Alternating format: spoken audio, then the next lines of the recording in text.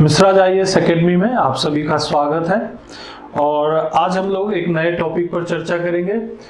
वैसे ये topic historical background of Indian constitution का ये सीरीज लगातार जारी है और इसमें अलग अलग एक्ट्स के ऊपर हम लोग चर्चा कर रहे हैं। और इस चर्चा का हमारा उद्देश्य ये है कि भारतीय प्रशासन, इंडियन एडमिनिस्ट्रेशन और इंडियन कॉन्स्टिट्यूशन पर ये जो ब्रिटिश शासन काल के दौरान जो अलग अलग एक्ट्स लाए गए, उन एक्ट्स का क्या प्रभाव पड़ा, ये समझने में हमें मदद मिलेगी।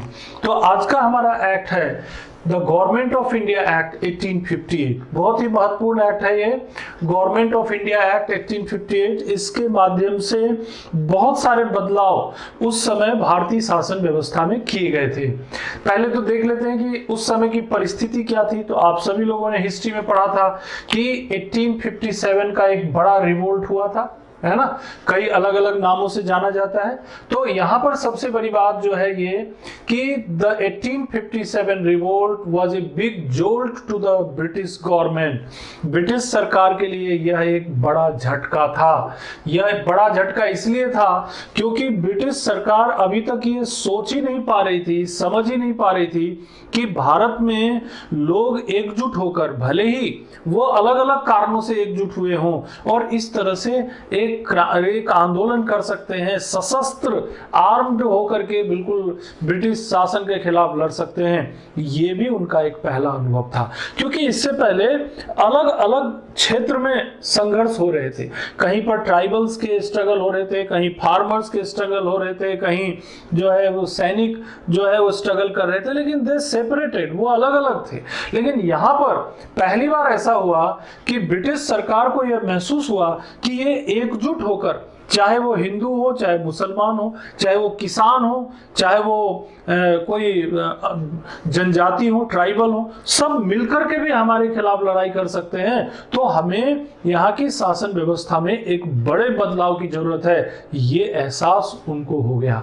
तो यहाँ पर आपने देखा कि बैकग्राउंड जो है इस एक्ट के पीछे यही है कि 1857 का एक बड़ा रिवोल्ट हुआ।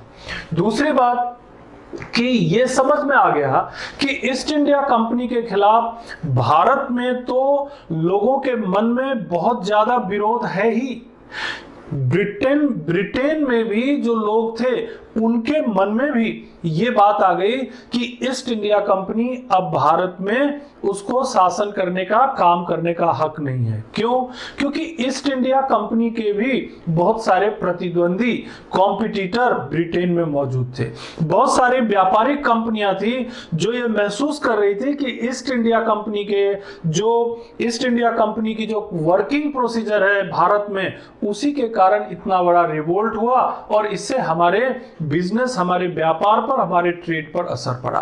तो ईस्ट इंडिया कंपनी के खिलाफ एक माहौल तैयार हो गया ब्रिटेन के अंदर।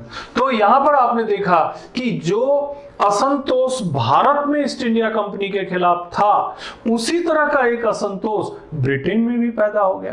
तो अब ब्रिटिश सरकार को यह सोचना जरूरी हो गया कि भारत में अगर हमें शासन चलाना है तो हमें कहीं ना कहीं ईस्ट इंडिया के तौर तरीकों में बदलाव करना पड़ेगा। आगे बताएंगे क्या बदलाव हुआ। क्वीन विक्टोरिया, ये ऑलरेडी वहां की साम्राज्ञी थी, ऑलरेडी किंग थी, वो क्वीन के नाम से जानी जाती थी, queen Victoria the monarch of Britain. और वो जो है पूरे ब्रिटेन की मोनार्च ऑलरेडी थी। और जब ये एक्ट आया तो एक्ट आने के बाद ऑलरेडी क्या हो गया वो कि जो ब्रिटिश टेरिटरीज जो इंडिया में थी उसके लिए भी express of India with title empress of India, यानी क्या हो गया, एम्प्रेस यानी कि एम्परर तो थी वो, यानी कि पूरे ब्रिटेन की तो ऑलरेडी एम्परर थी, ऑलरेडी मोनार्च, यानी कि वहां पर जो है एक ऐसी शासन व्यवस्था थी जिसमें हेरिडिटरी किंग होते थे। तो उसी के एक जो है हिस्से में ये क्वीन विक्टोरिया आती थी। क्वीन विक्टोरिया जो थी वो ब्रिटेन के जितने भी टेरिटरीज थे उसके प्रमुख भी मानी जाती थी। और अभी तक तो ये था कि ईस्ट इंडिया कंपनी के माध्यम से शासन हो रहा था, लेकिन इस एक्ट के माध्यम से ये तय कर दिया गया कि जो ब्रिटेन की महारानी होगी, जो क्वीन विक्टोरिया, जो मोनार्च हैं, वो भारत की भी एम्प्रेस होंगी। तो इस तरह से एक बड़ा बदलाव इस एक्ट के माध्यम से भारत में आ रहा है। तो क्या क्या देखिए चेंजेस क्या क्या हुए इस एक्ट के माध्यम से, या क्या प्रोविजन किए गए। तो पहला प्रोविजन जो मैंने अभी आपको इसके बैकग्राउंड में बताया कि ईस्ट इंडिया कंपनी के खिलाफ बहुत ही ज्यादा असंतोष था, रिजेंटमेंट था। तो क्या करना जरूरी था, और ये सारे फैसले कहां ले रहे हैं, ब्रिटिश सरकार ले रही है, ब्रिटिश पार्लियामेंट ले रही है, क्योंकि एक्ट बना रहे वो। तो उन्होंने तय किया कि अब ईस्ट इंडिया कंपनी को लिक्विडेट कर दिया जाए, यानी कि समाप्त कर दिया जाए। तो सबसे बेसिक चीज, east India Company was liquidated. एक बात आपको हो गई इस प्रोविजन में कि 1858 का जो एक्ट था उसके माध्यम से जो 258 साल पुरानी कंपनी को भारत में उसके अस्तित्व को समाप्त कर दिया गया। East India Company was liquidated by this act. दूसरी बात, Indian territories of the Britain govern in the name of British queen. ये ऊपर से ये लिंक है कि अब भारत के जितने भी टेरिटरीज थे जो अभी तक ईस्ट इंडिया कंपनी के द्वारा शासन किए जा रहे थे ब्रिटिश सरकार के बिहाफ पर, अब उनके बिहाफ पर the Indian territories of Britain govern in the name of British queen. अब ब्रिटिश महारानी के नाम से वहां पर शासन चलाया जाएगा। ब्रिटेन की महारानी के नाम पर पूरे भारत में शासन चलाया जाएगा, यानी कि भारत की, इंडिया की जो हेड है, यानी भारत की जो हेड है, प्रमुख हैं, वो कहां बैठी है, ब्रिटेन में। और वो कौन है, जो ब्रिटेन की महारानी है। तो भारत का शासन अब पूरी तरह ब्रिटिश सरकार के अधीन हो गया और ईस्ट इंडिया कंपनी बीच से बाहर हो गई, क्योंकि उसे लिक्विडेट यानी कि नष्ट कर दिया गया। तीसरी बात, the court of directors and the board of control were scrapped. अब जब ईस्ट इंडिया कंपनी नहीं है तो बोर्ड ऑफ डायरेक्टर्स क्या होगा और board of the court of directors क्या होगा और बोर्ड ऑफ कंट्रोल लेके क्या करेंगे, तो ये भी खत्म हो जाएंगे। तो अल्टीमेटली अपने आप ये बात ध्यान रहती है कि भाई ईस्ट इंडिया कंपनी खत्म हो गई, भारत के ऊपर जो है महारानी का शासन हो गया। तो ईस्ट इंडिया कंपनी को वॉच करने वाले जो दो संस्थाएं थी, court of directors and board of control की जरूरत कहां है, इसको भी समाप्त करो। तो इसीलिए the court of directors and the board of control were scrapped, मतलब इनको समाप्त दिया गया। और आगे बढ़ते हैं, the court of directors power were vested with the secretary of state. ये एक बड़ा चेंज आया भाई। कोर्ट ऑफ डायरेक्टर्स जो थे, अब कहीं ना कहीं ब्रिटिश सरकार को भारत में शासन चलाना है तो उन्हें एक व्यवस्था तो बनानी पड़ेगी। अभी तक ये था कि कोर्ट ऑफ डायरेक्टर्स और बोर्ड ऑफ कंट्रोल के माध्यम से शासन चलता था, और अब उन्होंने कोर्ट ऑफ डायरेक्टर्स और बोर्ड ऑफ कंट्रोल को खत्म कर दिया। तो फिर भारत में किस तरीके से नियंत्रण रखा जाएगा, कंट्रोल किया जाएगा, ये एक समस्या आ गई। तो उन्होंने कहा कि हम एक नया पद बनाते हैं, we are going to make a new post and its name will be the secretary of state. तो यहां पर मैंने ये पॉइंट यहां पर लिखा है, the court of directors power were vested with the secretary of state. Court of director के जो पावर थे वो पावर किसको चले गए, सेक्रेटरी ऑफ स्टेट को चले गए। भारत के जो राज्य सचिव होते हैं, एक नया पद बनाया इन्होंने, सेक्रेटरी ऑफ स्टेट। टर्म याद रखिए, ये हर जगह काम आएगा आपको। सेक्रेटरी ऑफ स्टेट को ये कोर्ट ऑफ डायरेक्टर्स का पावर चला गया। कोर्ट ऑफ डायरेक्टर्स को जो पावर दिए गए थे वो सारे पावर इनमें इन्वॉल्व कर दिया गया। तो एक नया पद बन गया, सेक्रेटरी ऑफ स्टेट। ठीक, ये पद का नाम ध्यान रखना है। आगे बढ़िए, अब ये सेक्रेटरी ऑफ स्टेट को देखिए क्या क्या उन्होंने पावर्स दिए और कैसे इन्होंने कहां से लिया व्यक्ति को। तो पहली चीज ये ध्यान रखिए कि secretary of state should be the member of parliament of Britain. Britain के पार्लियामेंट का सदस्य होना चाहिए, किसको, सेक्रेटरी ऑफ स्टेट को। एक तो ये प्रावधान रखा गया। दूसरी चीज, the member of cabinet of the British prime minister. यानी जो ब्रिटेन के प्रधानमंत्री होते थे उनके प्रधानमंत्री यानी प्राइम मिनिस्टर के, ब्रिटेन के ब्रिटिश प्राइम मिनिस्टर के कैबिनेट का एक सदस्य हो सकता है। पहली चीज, कि जो सेक्रेटरी ऑफ स्टेट होंगे वो मेंबर ऑफ पार्लियामेंट होंगे।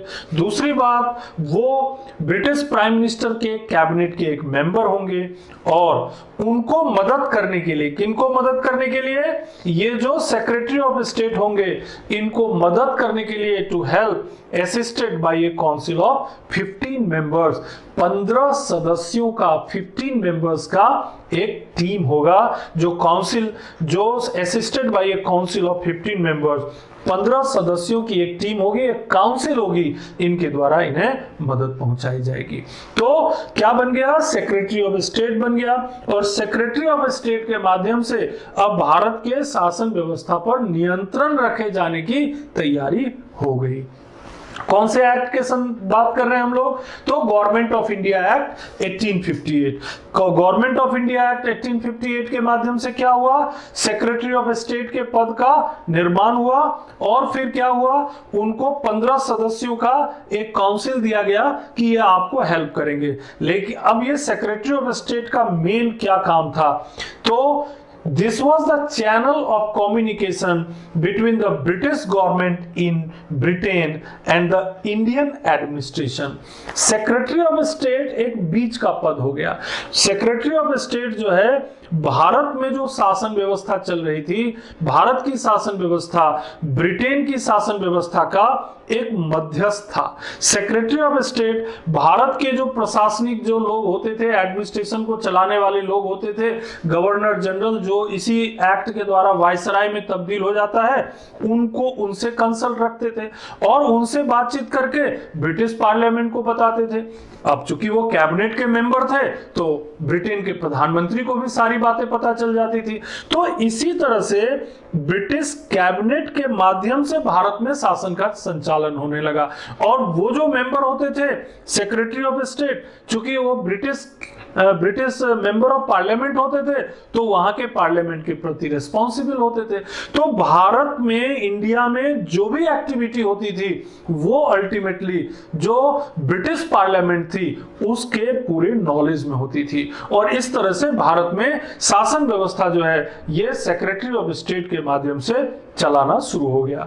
एक और बात, हाँ, लेकिन इनको सेक्रेटरी ऑफ स्टेट को एक विशेष पावर भी था। Secretary of state the power to send a secret dispatch to India without consulting the council.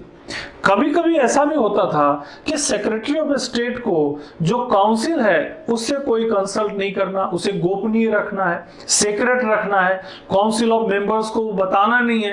तो कई बार ऐसा होता था कि वो सीधे भारत के जो गवर्नर जनरल या वायसराय होते थे, उस समय वायसराय कहा जाने लगा तो आप वायसराय टर्म यूज कर सकते हैं, तो वायसराय को सीधे वो कंसल्ट कर लेते थे और जो काउंसिल होती थी उनकी मदद के लिए 15 मेंबर काउंसिल, उनको पता ही नहीं चलता था कि क्या कंसल्टेशन हुआ सेक्रेटरी ऑफ स्टेट और दूसरा जो भारत के वायसराय के बीच। तो ये उनको एक एडिशनल पावर भी इस एक्ट के द्वारा दिया गया था। तो आप लोग यहाँ पर गवर्नमेंट ऑफ इंडिया एक्ट 1858 के बैकग्राउंड को आपने समझ लिया और उसके अंदर जो देखिए कितने सारे चेंजेस हो रहे हैं। इन चेंजेस के माध्यम से प्रशासन, एडमिनिस्ट्रेशन, भारत के इतना बड़ा देश, उसके शासन व्यवस्था को कैसे चलाया जाए, ये तरीके जो हैं उस समय वो निकाल रहे हैं और इसी के आधार पर देखिए उन्होंने सेक्रेटरी ऑफ स्टेट का पद बनाया, उनको काउंसिल की मदद दी और सेक्रेटरी ऑफ स्टेट को एडिशनल पावर दिया। इस तरह से ये पूरा एक मैनेजमेंट, एक प्रबंधन है। सीखने की जरूरत है कि किस तरह से पूरे देश को इंग्लैंड में बैठ के मैनेज करने की वो कोशिश करते थे और इन सब चीजों का आज गहरा असर जो है हमारी प्रबंधन क्षमता पे भी पड़ता है और हमें इनसे सीख मिलती है कि प्रबंधन जो है, मैनेजमेंट जो है, ये कहीं ना कहीं बेहतर करने की कोशिश में ये पदों का निर्माण करते थे। वो यूं ही नहीं बनाते थे ये पद, उनको जिम्मेदारियां भी देते थे और उस जिम्मेदारी को वो कंक्लूड भी कराते थे। तो इसीलिए इससे हमें सीखने को मिलता है। और आगे देखते हैं और क्या काम किया इन्होंने। देखिए, change of designation of the governor general of India to viceroy of India. Confusion होता ना, ईस्ट इंडिया कंपनी का शासन काल था तो गवर्नर जनरल, पहले तो गवर्नर होते थे, फिर गवर्नर जनरल कहा जाने लगा। बंगाल के गवर्नर होते थे, फिर उनको 2-3 प्रेसिडेंसी का एडिशनल पावर दे दिया तो गवर्नर जनरल हो गए। फिर बाद में गवर्नर जनरल ऑफ इंडिया का पद हो गया। अब देखिए आगे बढ़ते बढ़ते उन्होंने कहा कि भाई अब ईस्ट इंडिया कंपनी जब है ही नहीं तो हम गवर्नर जनरल का नाम क्यों रखें। तो इसीलिए उन्होंने क्या किया, यह गवर्नर जनरल के पद नाम को हटा के और इसकी जगह पे क्या कर दिया, वायसराय का नाम शामिल कर दिया।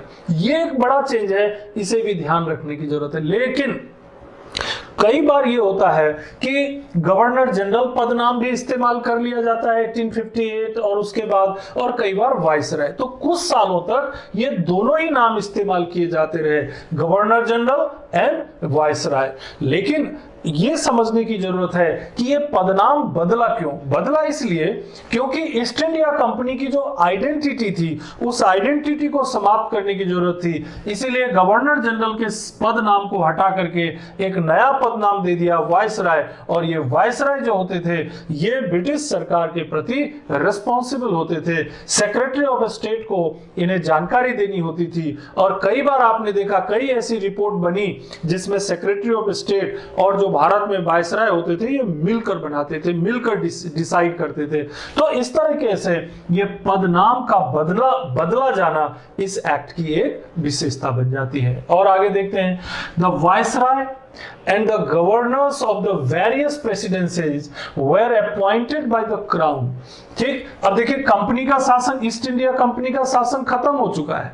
अब कोई भी बड़ा पद अगर नियुक्त किया जाना है, if there is a appointment on the superior post, जैसे वायसराय की नियुक्ति होनी है या किसी जो ब्रिटिश प्रेसिडेंसीज हैं वहां पर गवर्नर नियुक्त किए जाते थे, इफ द गवर्नर और the viceroy is to be appointed then they will be appointed by the crown, यानी कि महारानी की स्वीकृति से ही, क्राउन मतलब महारानी की स्वीकृति से ही उनकी नियुक्ति की जाती थी। तो viceroy and the governors of various presidency, तो वायसराय तो अपने देश में एक ही होते थे और जो प्रेसिडेंसीज होते थे उनके गवर्नर होते थे, इनकी नियुक्ति के लिए क्राउन की स्वीकृति अप्रूवल जरूरी होती थी। Viceroy was to be assisted with an executive council, और वायसराय को एक एग्जीक्यूटिव काउंसिल की मदद दी जाती थी जिससे कि वो अपना काम कर सके। आगे आपको बताएंगे, आगे के एक्ट में 1861 और फिर उसके बाद में आपको बताया जाएगा कि ये कैसे जो काउंसिल एक्ट वगैरह आया और उसके माध्यम से काउंसिल को मजबूत किया गया, काउंसिल में संख्या बढ़ाई गई, काउंसिल में लोगों को, जो भारतीय लोगों थे उनका प्रतिनिधित्व बढ़ा। लेकिन अभी नहीं, वो आगे के एक्ट में आपको बताएंगे। फिलहाल 1858 के गवर्नमेंट ऑफ इंडिया एक्ट के बारे में हम इतना समझे यहाँ पर कि इस एक्ट के द्वारा वायसराय की नियुक्ति की प्रणाली शुरू हुई, जो कि गवर्नर जनरल का ही परिवर्तित नाम था, और उसे मदद करने के लिए एक काउंसिल जो है वो भी बनाया गया। This act made India the direct British colony। क्या हुआ इससे, भारत जो है ये डायरेक्ट ब्रिटिश कॉलोनी के अंतर्गत आ गया, डायरेक्ट ब्रिटिश कॉलोनी बन गया, यानी भारत अब पूरी तरह ब्रिटेन का उपनिवेश हो गया। क्योंकि अभी तक ये था कि ब्रिटिश सरकार ईस्ट इंडिया कंपनी के माध्यम से काम करती थी, लेकिन अब तो सीधे सीधे ब्रिटिश सरकार को काम करना है, और इस तरह से India became the British colony directly. तो ये भी एक बड़ा बदलाव है जिसे आप ध्यान रख सकते हैं। Abolish the dual government of the Pitt's India act. Pitt's India act में क्या हुआ था आपको याद होगा, अभी अपन ने खत्म किया ना ईस्ट इंडिया कंपनी के माध्यम से। देखिए क्या हुआ था, एक कोर्ट ऑफ डायरेक्टर्स और board of control. East India company पर नियंत्रण रखने के लिए दो संस्थाएं बना दी गई थी, ईस्ट इंडिया कंपनी के कामों को चेक करने के लिए, कंट्रोल करने के लिए। तो वो कॉमर्शियल काम के लिए अलग संस्था और साथ ही साथ जो पॉलिटिकल और एडमिनिस्ट्रेटिव फंक्शन को कंट्रोल करने के लिए अलग संस्था। तो वो ड्यूअल एडमिनिस्ट्रेशन हुआ करता था, यानी दोहरा शासन बोलते उसको।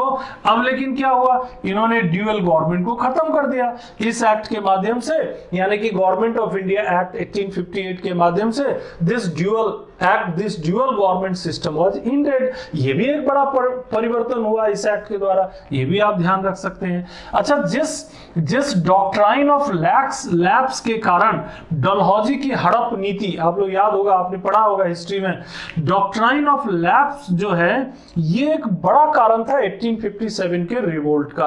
तो वो डॉक्ट्राइन ऑफ लैप्स को भी समाप्त कर दिया गया।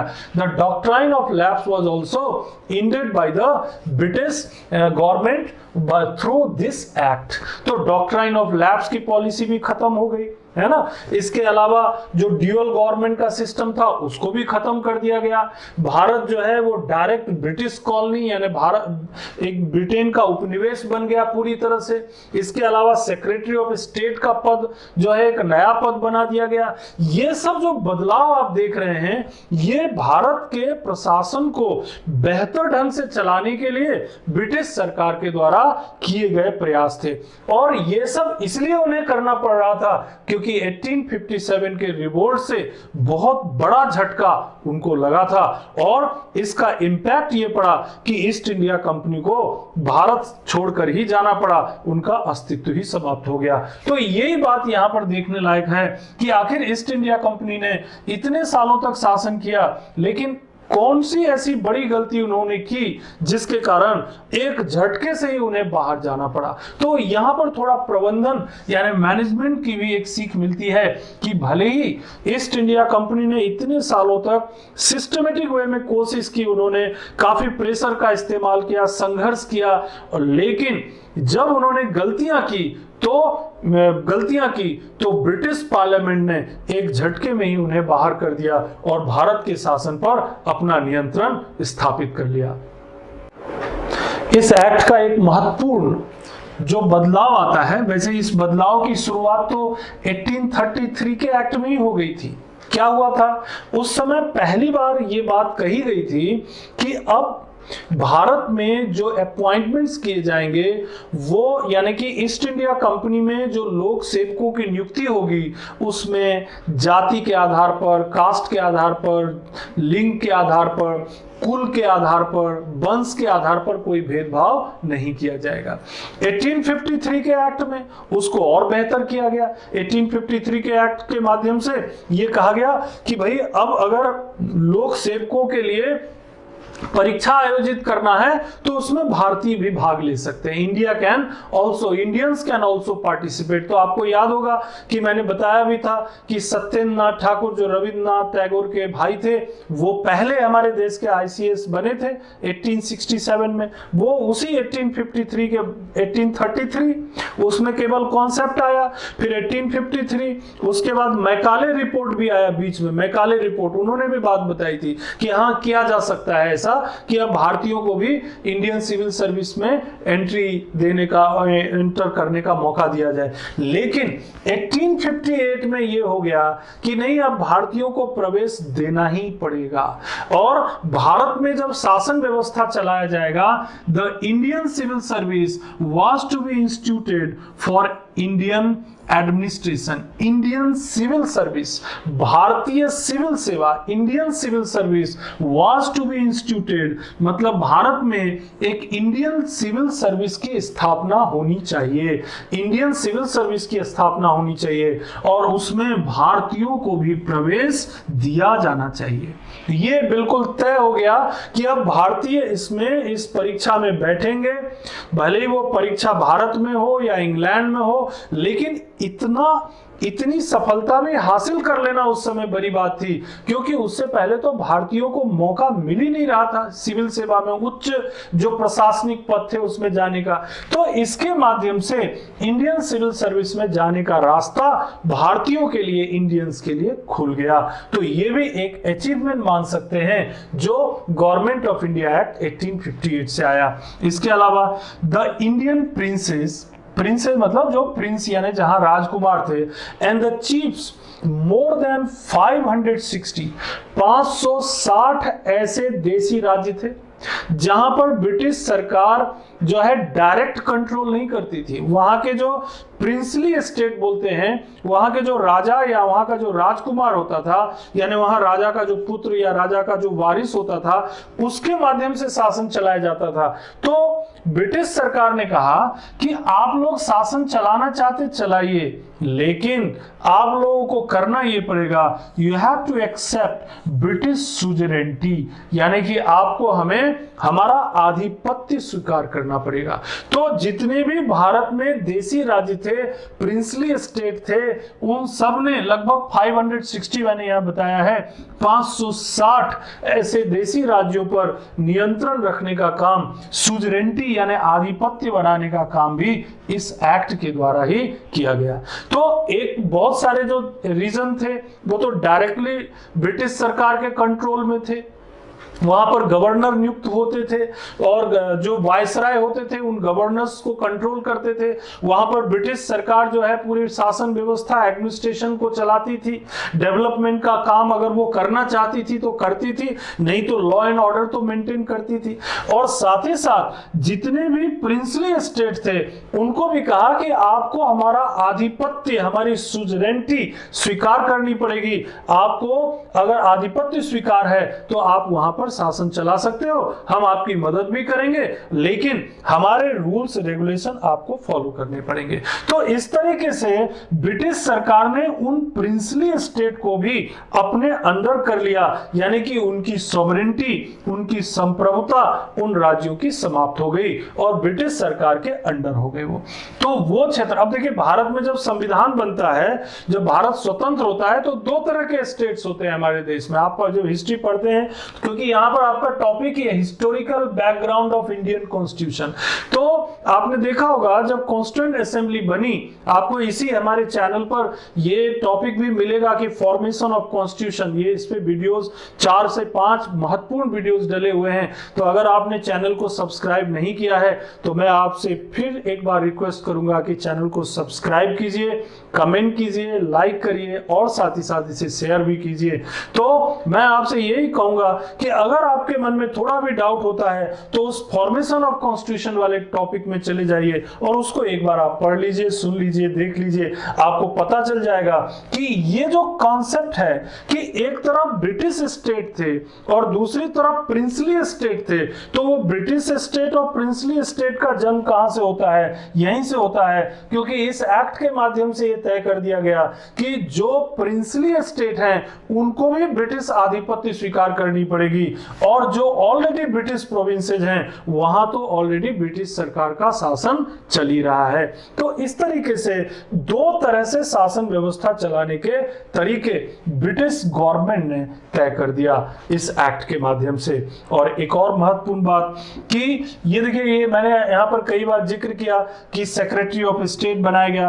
तो सेक्रेटरी ऑफ स्टेट, अगर पहले सेक्रेटरी ऑफ स्टेट की बात करेंगे तो Lord Stanley was the first secretary of state for India.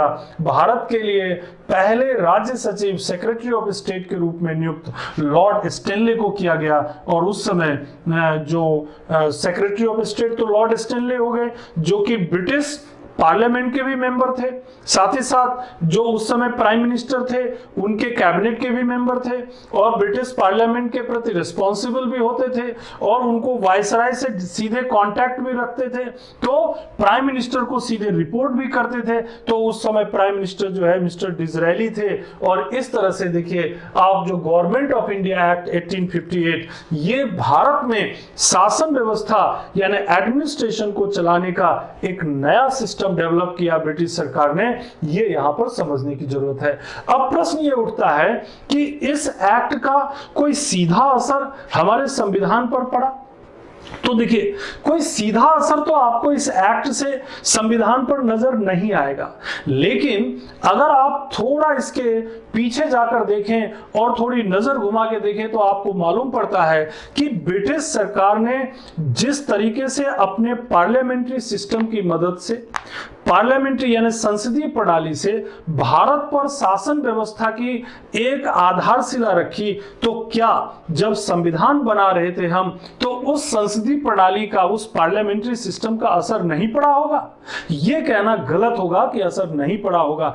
आज अगर भारत ने पार्लियामेंट्री सिस्टम को ब्रिटिश सिस्टम पर आधारित बनाया है तो उसके पीछे का कारण यही है कि ये जो एक्ट है उससे हमने बहुत कुछ सीखा, क्योंकि अब भारत सीधे सीधे ब्रिटिश पार्लियामेंट और ब्रिटिश क्राउन के अंडर में आ गया था। तो जो पार्लियामेंट्री सिस्टम उन्होंने उस समय विकसित की थी उससे हमारी सीख बेहतर हुई, हम सीखते चले गए और कई सालों के बाद जब हमें स्वतंत्रता मिली तो वो जो हमारा अनुभव था पार्लियामेंट्री सिस्टम का, वो जो हमारा अनुभव था जो कलेक्टिव रिप्रेजेंटेशन सामूहिक उत्तरदायित्व का, वो जो हमारा सिस्टम था प्राइम मिनिस्टर और कैबिनेट का, वही सिस्टम आज भी हमने संविधान में शामिल किया है। इसीलिए इन एक्ट का इंपैक्ट डायरेक्टली या इनडायरेक्टली हमारे संविधान पर जरूर पड़ा है, ये कहा जा सकता है।